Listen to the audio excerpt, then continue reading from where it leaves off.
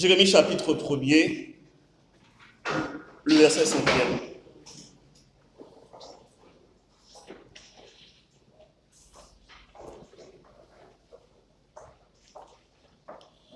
Je lis pour vous. Avant que je t'eusse formé dans le ventre de ta mère, je te connaissais. Et avant que tu fusses sorti de son sein, je t'avais consacré, je t'avais établi prophète des nations. Parole du Seigneur. Merci, Pasteur.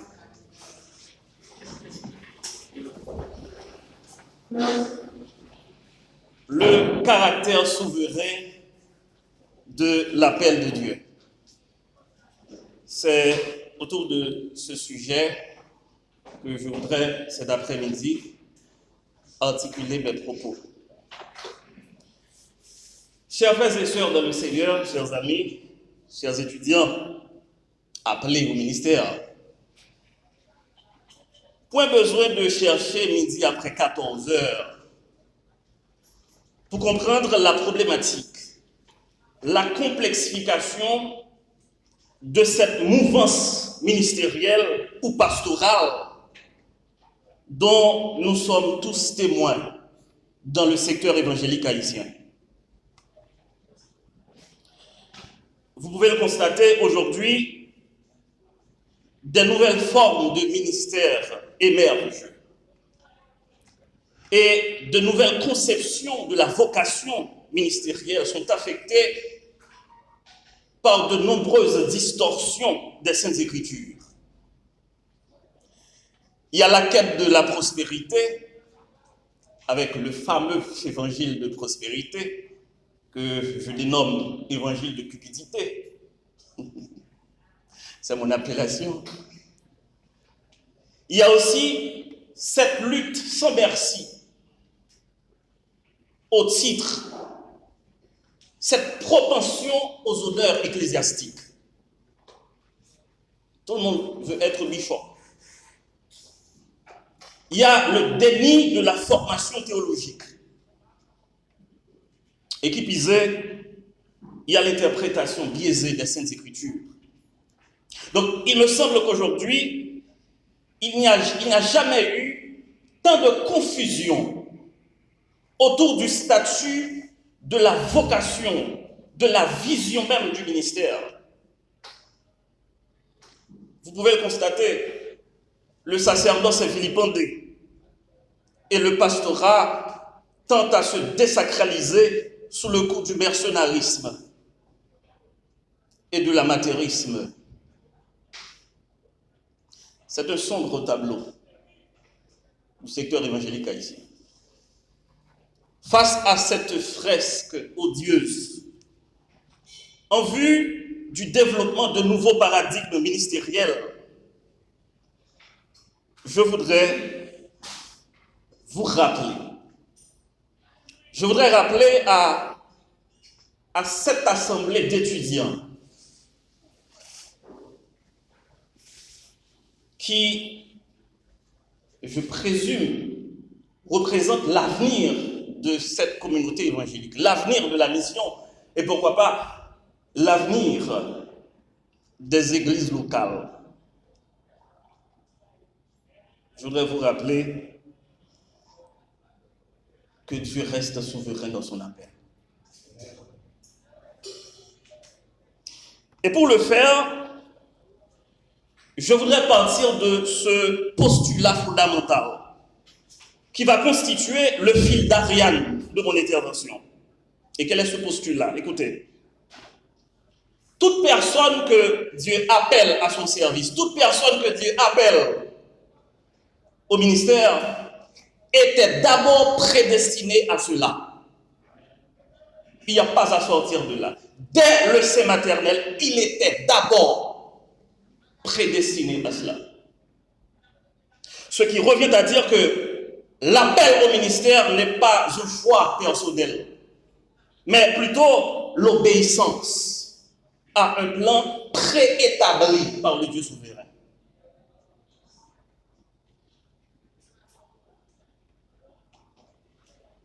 Allez regarder dans Dans l'Ancien Testament, vous êtes des étudiants, n'est-ce pas?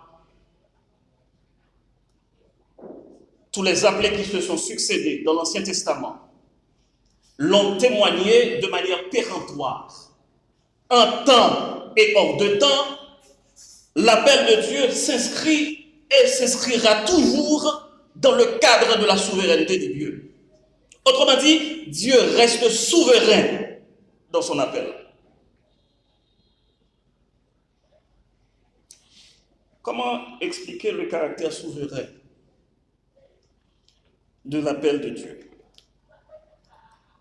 Je vais m'accrocher à ce dialogue, à ce texte que nous venons de lire, ce dialogue entre Dieu et Jérémie, entre l'infini, le fini, entre le souverain, le nescient, pour attirer votre attention sur deux grands paradigmes au sujet de la souveraineté de l'appel de Dieu, qui n'ont toujours pas changé.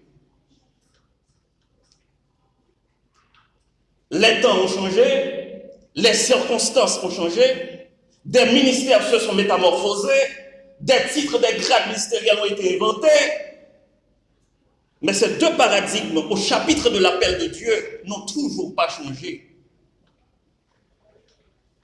Ils resteront les mêmes. Et ces deux paradigmes constitueront le noyau dur de ce sermon. Le premier paradigme, c'est le paradigme de la présélection au ministère. Vous entendez? Présélection au ministère. Le paradigme de la présélection, c'est le paradigme du choix d'avance au ministère, basé sur l'omniscience de Dieu, sur la préscience de Dieu et sur la souveraineté de Dieu. C'est-à-dire toute personne que Dieu appelle au ministère était d'abord, je reprends ma thèse, était d'abord prédestinée à cela par le Dieu souverain, celui qui a appelé.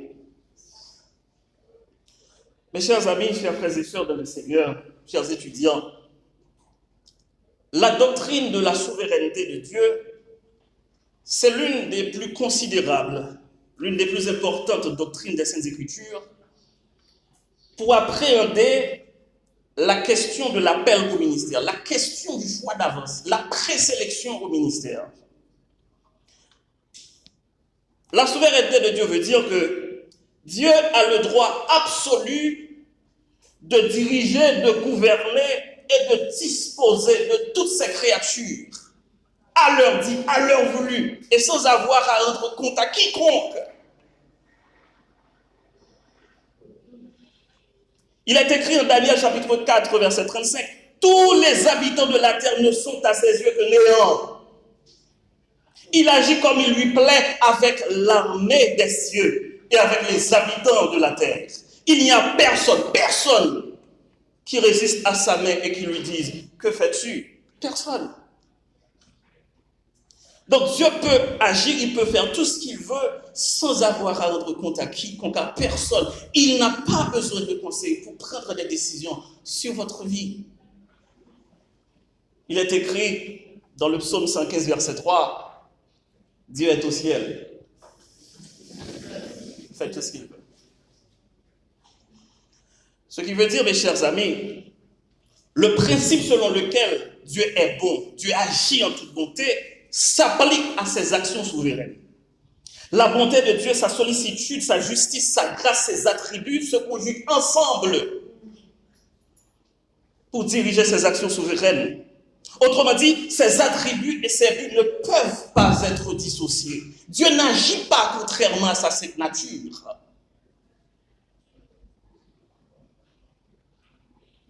Pourquoi je dis ça?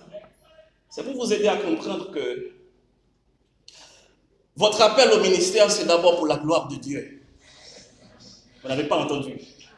Votre appel au ministère, c'est d'abord pour la gloire de Dieu. Et ensuite, c'est pour votre bien, pour votre bonheur. Il est écrit en Romains 8, verset 30. Et ceux qu'il a prédestinés, il les a aussi appelés. Et ceux qu'il a appelés, il les a aussi justifiés. Et ceux qu'il a justifiés, il les a aussi glorifiés. Autrement dit, le Dieu souverain ne poursuit jamais sa gloire au détriment de ses enfants. Ni jamais il ne cherchera notre bien au détriment de sa propre gloire. Jamais. Il fait en sorte que tout concorde, sa gloire, ses attributs, sa volonté. Il fait en sorte que tout concorde pour accomplir son dessein et sa volonté. Et c'est ce qu'il a voulu faire comprendre à Jérémie au verset 5a, en disant à Jérémie que c'est moi qui t'ai formé, Jérémie. Écoutez, cet appel se veut le des mystères de la manifestation de la souveraineté divine dans la vie d'un homme. Dans ce verset, remarquez, Dieu s'est identifié comme l'unique, le seul propriétaire de toutes ces créatures, inclusivement l'homme, dont il peut disposer la vie à l'heure dite, à l'heure voulue, pour accomplir son dessein. Remarquez dans ce texte, il n'a pas fait l'usage de la passivation au début du dialogue. Au verset 5a, si je me base sur la traduction de Louis II, Dieu aurait pu utiliser l'auxiliaire être à la première proposition. Il aurait pu dire, avant que tu fusses formé dans le ventre de ta mère, je te connaissais. Il ne l'a pas fait ici. Cependant, dans l'autre proposition, il l'a fait. Il a utilisé le passif. Vous savez que la voix passive s'accentue généralement sur l'achèvement, l'accomplissement de l'action. Donc comprenez, si Dieu avait utilisé ici le passif, cela aurait pu sous-entendre que Jérémie aurait été créé ou façonné par quelqu'un d'autre.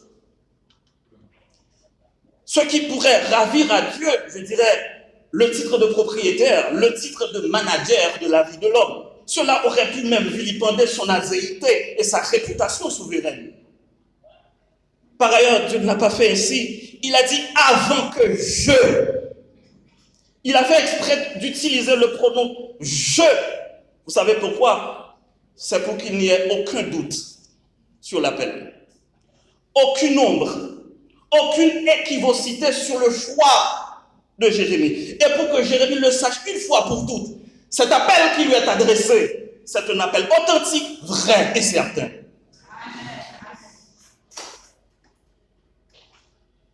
C'est pour cette raison que Dieu a dit, avant que je fusse formé dans le ventre de ta mère, je te connaissais. Parce que, écoutez, le souverain ne peut ni mentir, ni se tromper dans son choix. Jérémie est sa propriété privée, il peut disposer de sa vie pour accomplir son dessein à l'heure dite, à l'heure voulue.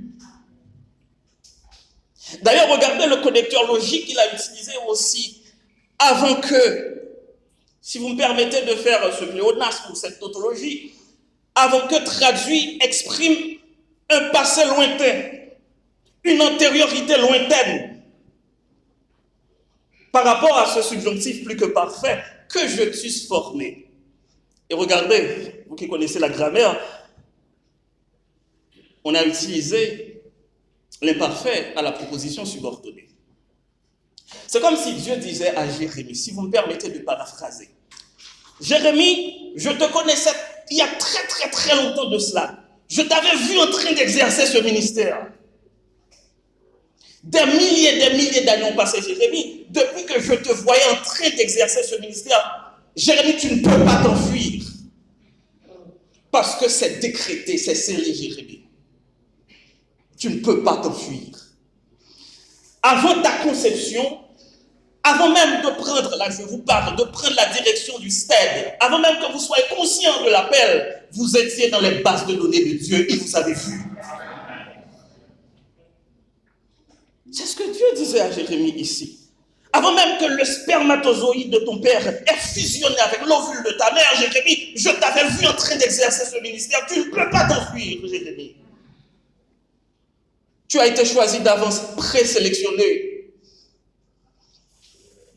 C'est le paradigme de la préconsécration.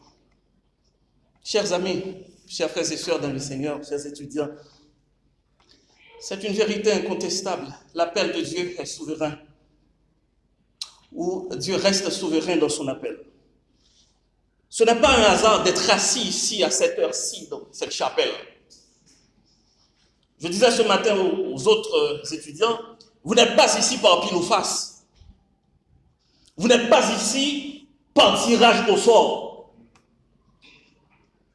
Avant même que vous soyez conscient de votre appel, avant même de prendre la direction du stade, Dieu vous avait vu. Vous étiez dans ce petit papier. Il vous avait vu. Parce que son appel est transculturel, transgénérationnel, surnaturel. Il vous connaît avant toute culture, avant toute civilisation, avant toute génération. J'aime ce texte, pour corroborer cela, le psaume 139, verset 16. Alors, verset 13 à 16. C'est toi qui as formé mes reins, qui m'as tissé dans le sein de ma mère. Je te loue de ce que je suis une créature si merveilleuse. Tes œuvres sont admirables et mon âme le reconnaît bien. Mon corps n'était point caché devant toi lorsque j'ai été fait dans un lieu secret, tissé dans les profondeurs de la terre. Quand je n'étais qu'une masse informe, tes yeux me voyaient. Et sur ton livre étaient tous inscrits les jours qui m'étaient destinés, avant qu'aucun d'eux existât. Cessez de vous enfuir, chers frères et sœurs, chers appelés. Vous ne pouvez ni proroger, ni résilier l'appel. Vous ne pouvez pas suspendre l'appel. Vous dites à Dieu, écoutez, bon, je dois étudier, je dois faire ceci, cela. Attendez-moi. Non. Vous ne pouvez pas mettre l'appel sur stop.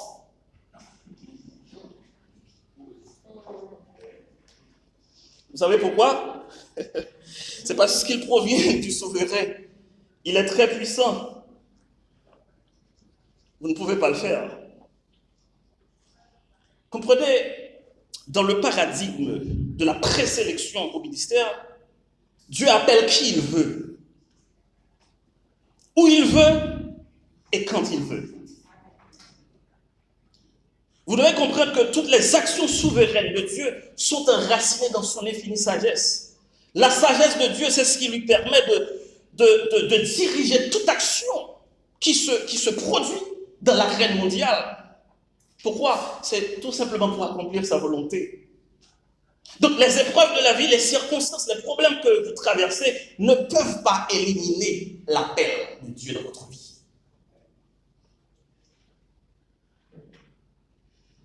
Non, c'est impossible. Deuxième grand paradigme. Je dois gérer le temps, n'est-ce pas?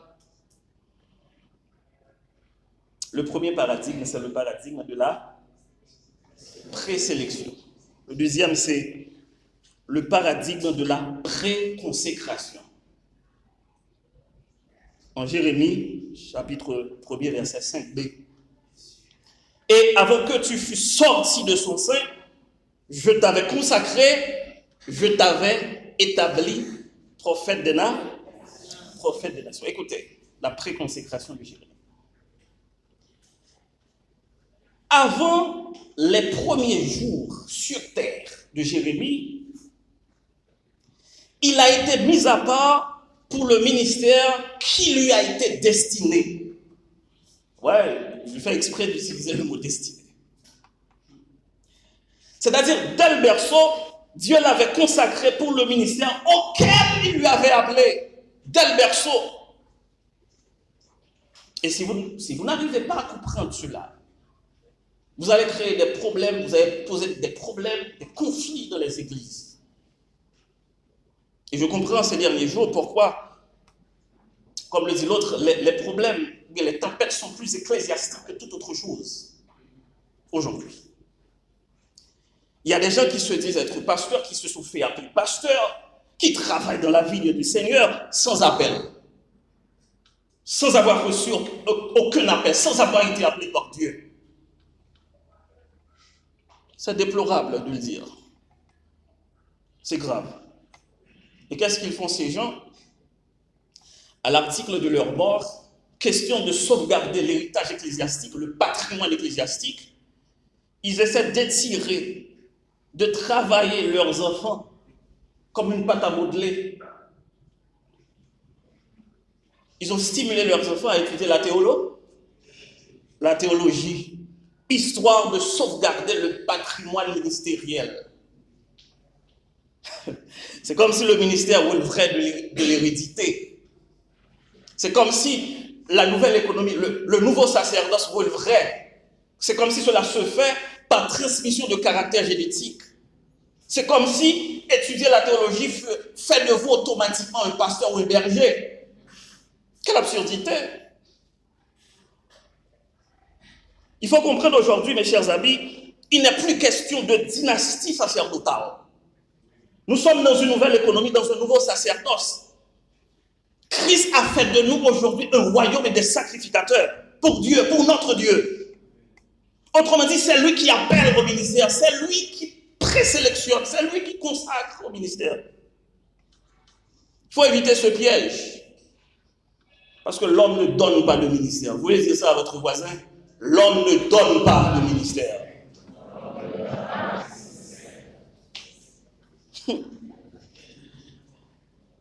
Ah là là. Je vais conclure très rapidement parce que j'ai un problème avec le temps. Je vais vous expliquer cela par une double négation. La première négation, c'est que Dieu n'improvise pas dans la question de l'appel.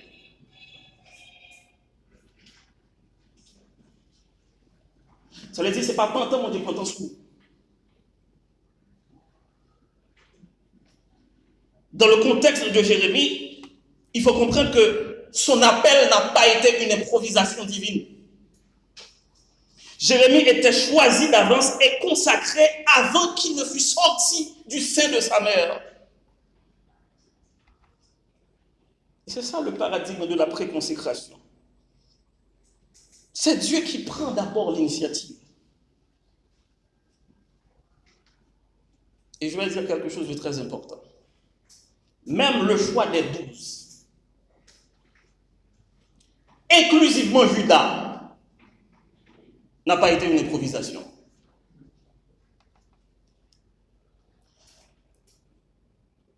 La réponse est Jean 15, verset 16. Ce n'est pas vous qui m'avez choisi. C'est moi qui vous ai choisi. C'est moi qui vous ai établi. Afin que vous alliez, que vous portiez du fruit et que votre fruit demeure.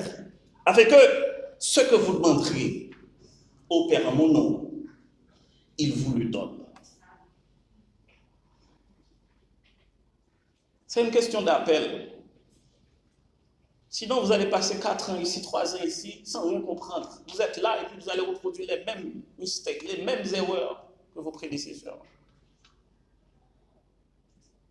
Il y a ce scribe, je prenais cet exemple ce matin, qui a voulu se fourrer volontairement dans le ministère.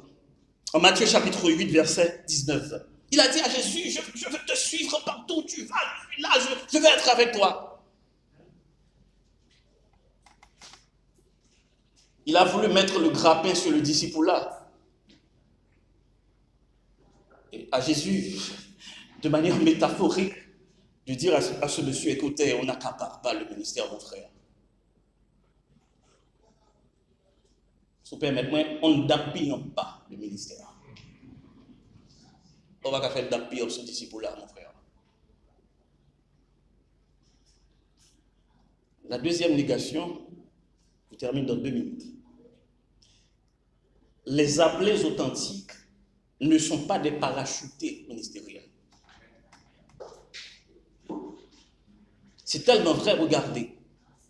Alors que Jérémie pleurnicha, Dieu lui esquissa les termes de référence de son ministère. Conçu, préparé avant la fondation du monde.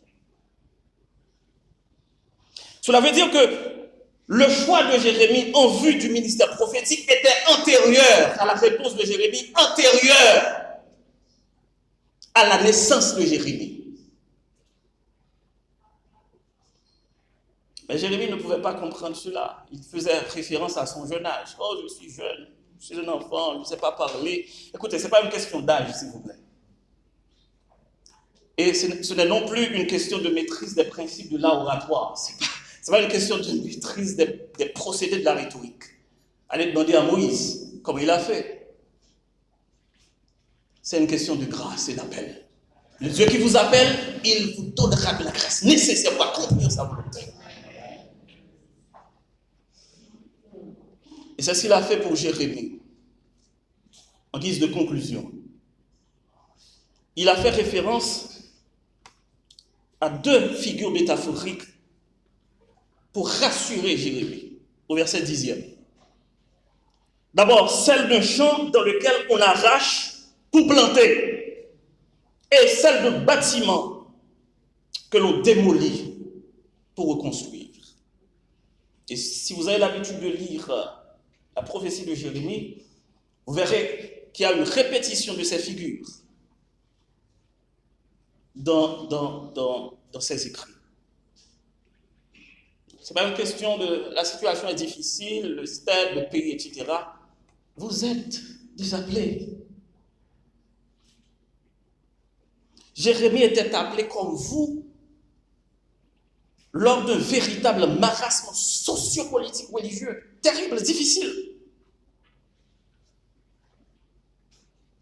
Mais Dieu était là pour lui, parce qu'il était un appelé authentique. Voilà deux paradigmes de l'appel de Dieu au ministère, nous permettant de comprendre le caractère souverain de l'appel, celui de la préconsécration, alors d'abord de la présélection et de la préconsécration. Je vous laisse avec ces derniers mots. L'appel de Dieu est irrévocable. Il ne peut être ni suspendu, ni interrompu. Je suis persuadé que vous n'êtes pas des choix manqués, vous n'êtes pas des ratés ministériels. Donc, cessez de vouloir être comme l'autre. Cessez de bâtir votre vie ministérielle sur la réussite de l'autre. Les ministères ne sont pas tous les mêmes. Les ministères ne sont pas tous symétriques. Nous ne sommes pas et nous ne serons pas tous appelés au même ministère. Dieu, dans sa souveraineté, il a appelé les uns comme apôtres, les autres comme prophètes, les autres comme évangélistes, les autres comme pasteurs, les autres comme docteurs, pour le perfectionnement des saints en vue de l'œuvre ministérielle et de l'édification du corps de Christ. Alors, ne construisez pas votre vie ministérielle sur celle de l'autre, car votre appel est individuel, votre appel est personnel, votre appel est spécial et il relève de la souveraineté de Dieu. Qu'il en soit ainsi pour vous et que Dieu vous bénisse abondamment.